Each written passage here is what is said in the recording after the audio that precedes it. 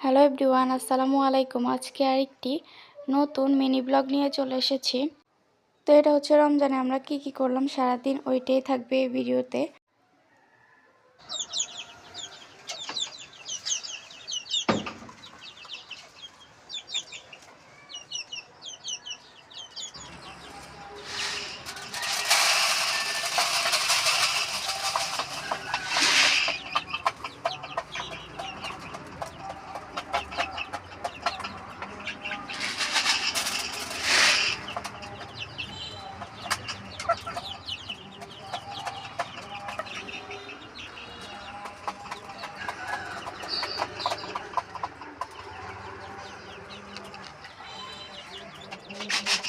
তো এখানে সকাল সকাল উঠে মুরগিকে একটু আদার দেওয়া হয়েছে।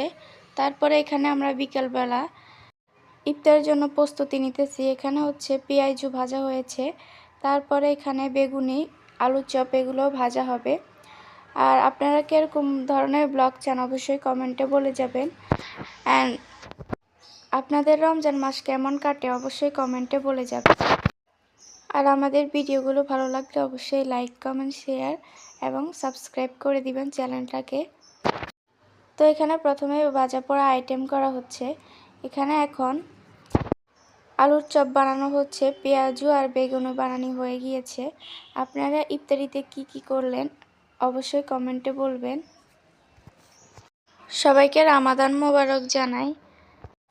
সামনে আরও আপনাদের জন্য নতুন ব্লগ নিয়ে আসব। আপনারা বেশি বেশি করে লাইক, কমেন্ট, শেয়ার করে দিবেন।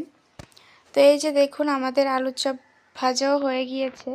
এখন আমাদের ভাজা পোড়া আইটেম সব কিছুও হয়ে গিয়েছে। এখন অন্যান্য রান্না সব করে নেব।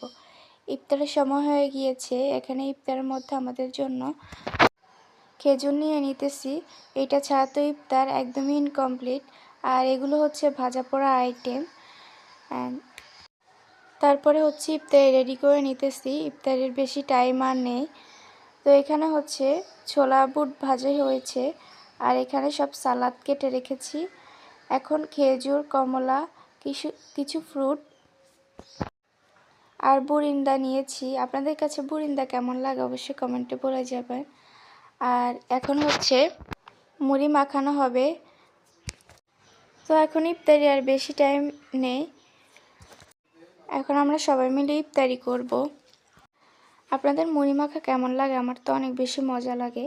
আর মুড়ি মাখা ছাড়া ইফতার যেন ভালো লাগে না। তো এখন আমাদের সব ইফতার রেডি।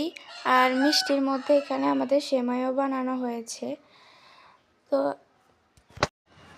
এখন আমরা সবাই মিলে ইফতারি করব। আপনাদের ইফতার কেমন কেটেছে অবশ্যই কমেন্টে বলে যাবেন। তো এখন আজান দেওয়া হয়েছে।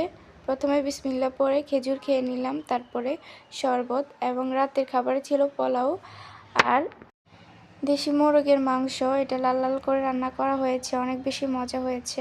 আমাদের ভিডিওগুলো ভালো লাগলে অবশ্যই লাইক, কমেন্ট করে দিবেন। আজকের মতো এই পর্যন্ত। আল্লাহ হাফেজ।